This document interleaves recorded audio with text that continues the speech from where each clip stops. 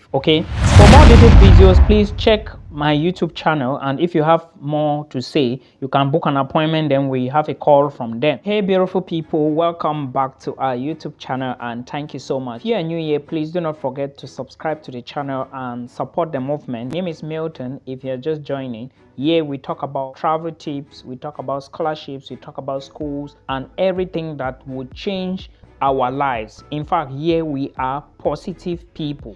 Thank you. So today I want to talk about how you can move to Spain alone as a student, or how you can move to Spain with your family. But again, I will be talking about you yourself moving to Spain as a student, but not that you can move with family. Towards the end of the video, I'm going to talk about some documents that you need to include if you want to move with family. Thank you so much. Please like this video and share it as well. Let's go detailing. When you want to migrate to Spain as an international student, the very first thing you need to do is to check universities in Spain that you can apply to, then apply to a program. Okay, when you apply to a program and get accepted, now you can start moving towards visa application. But remember, before you move towards visa application, there are some processes that you need to undergo.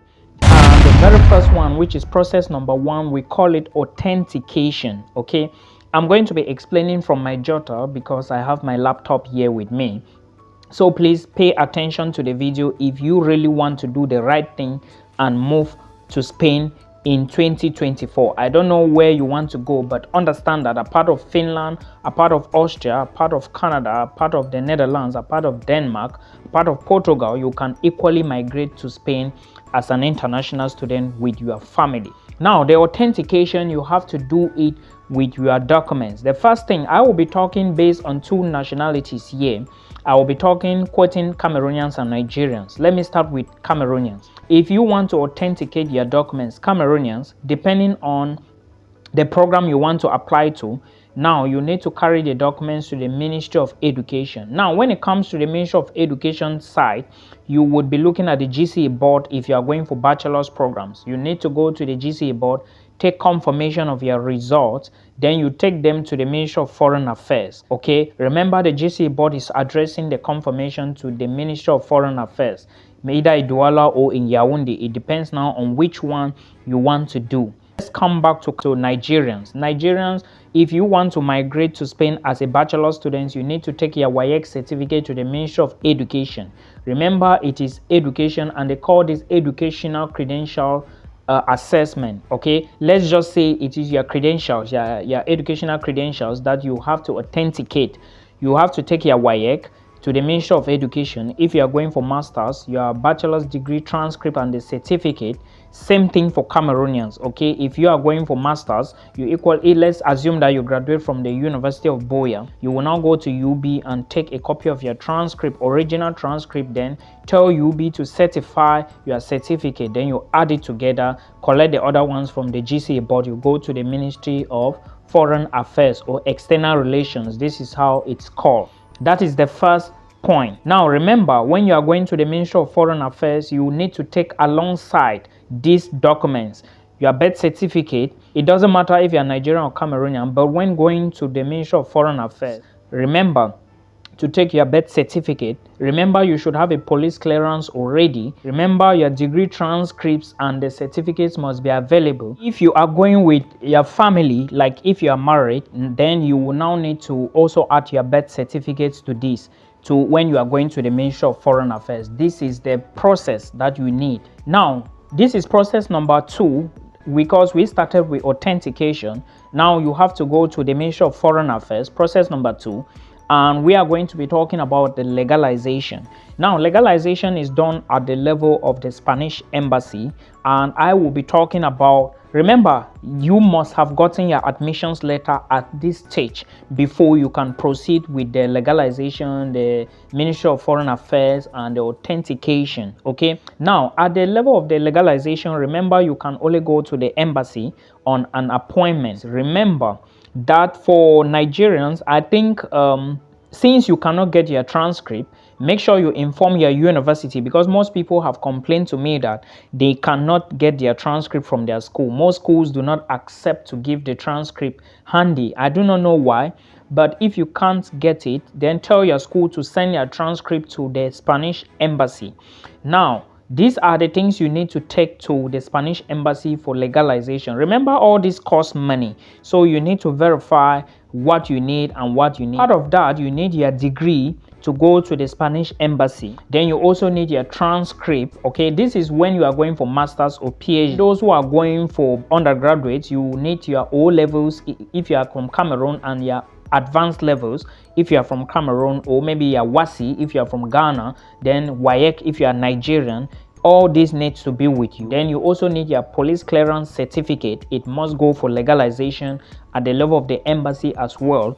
You equally need a cash for per page. They legalize these documents per page. I do not know how much the Spanish embassy in Cameroon is charging, but please, Cameroonians, verify. For Nigerians, it used to be 18,500 naira per page. Okay, so if you want to go, you have to calculate the number of pages. This is how things have been. Even with the Ministry of Foreign Affairs, things now are on page by page basis. Okay, so please calculate, and you can equally check from the embassy website, which I will link it below. I think every detail will be there. Then I'm talking about this process because this is a process one of my followers recently used to Spain. I hope you understand. The other thing you need is your international passport. Do not go to the embassy without the passport. And also, if you are married and you intend to move with your family, go with your marriage certificate. These are the list of documents that you need in order to migrate to Spain. That is, the Spanish embassy must do the legalization on these documents. Now let's go to step 4. The next step you need now is your medical certificate. You have to go do your medicals, and if you ask me, I will tell you go and do it at any state hospital, like a public hospital, general hospitals. Let me put it this way. Okay, if you are Cameroonian, you can go to big hospitals, general hospitals, or big hospital owned by the government, not that private clinic, please. Okay, then when they do the medical certificate, I think there is something that needs to be on it, which says that this person is not having any difficulties or maybe any contagious disease. I think there is something written like that on the Spanish embassy website. Please verify that information. Then you tell them, let them add it on your medical certificate. You need the medical certificate. And one thing about this certificate is you must translate the certificate to Spanish language. Yes, if it's in English or French, you have to translate it to Spanish. And the fifth stage now, when it comes to your Spanish student visa, either alone or with family, is the translation of all your documents. You have to translate all documents to the Spanish language. And remember, on the Spanish embassy website, there are sworn translators. There are particular translators, you must use them. Don't go out of this. If you go to the website and try to check, you are going to find a list of all these translators with their email address and maybe contact details where you can reach them. All right, book an appointment with one of them or book a session for your translation. Ask them if the fee is not specified there. Ask them the fee for the translation. You must translate all your documents. Your medical certificate must be translated to Spanish. You equally have your degree certificate translated to Spanish, your police clearance certificate translated to Spanish, your birth certificate translated to Spanish, your bank statement translated to Spanish, your accommodation booking translated to Spanish if you already have it. Okay, then when they are translated, now you do color photocopy of them before you move for visa application. I'm going to explain more about this. So this is how it works with the Swan Translate. This is option 5 or stage 5. You are now going to stage 6, where you have to book an appointment for visa application. Remember, you have to do this via an email, and every detail is on the embassy website for you to read and understand. Now, when you go to the embassy website, please, during the booking, mention what you need. Also tell them you have already done your legalization at the level of the Spanish embassy. Also tell them your start date, and if there is any other detail that is very important, also mention in that email you are writing to them. Well, you are going to see a whole lot of details there. I'm just here to tell you the step-by-step process. Everything is also on the embassy's website. Then the last stage now is your visa application.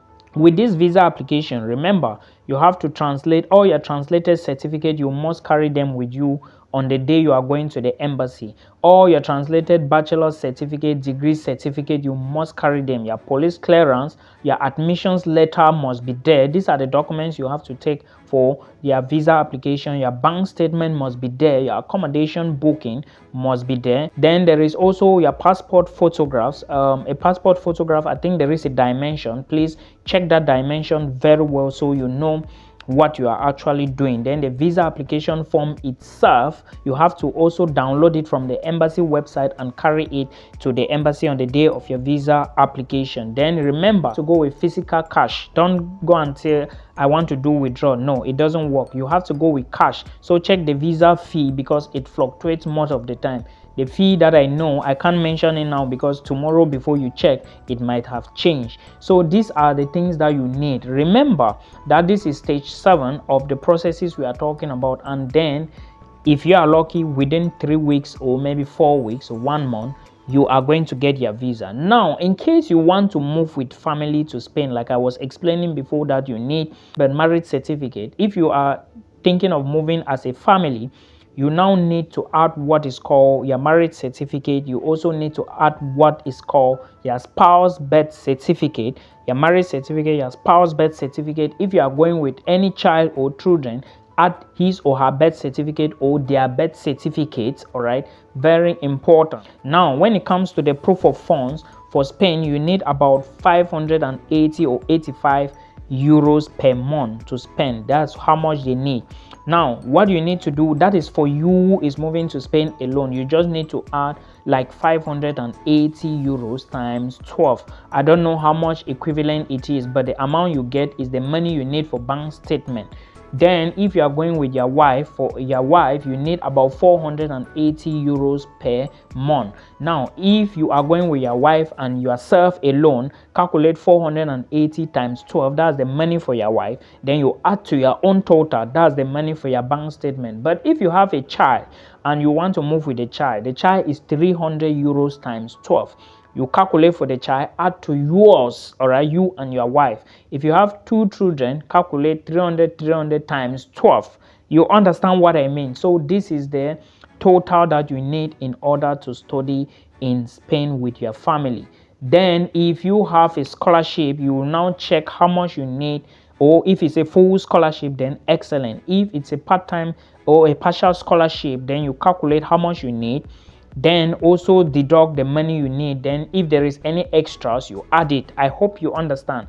Then for your marriage certificate, remember it has to be verified. They have to go to where you actually got married and verify all of these. And of course, you have to pay for the verification. I do not know how much the verification fee costs right now, but again, I think it should be around 100 or 150 euros at the level of the Spanish embassy. So put finance together and do all this application. It is so straightforward if you do the research yourself, except that something happens. I hope this video will help you.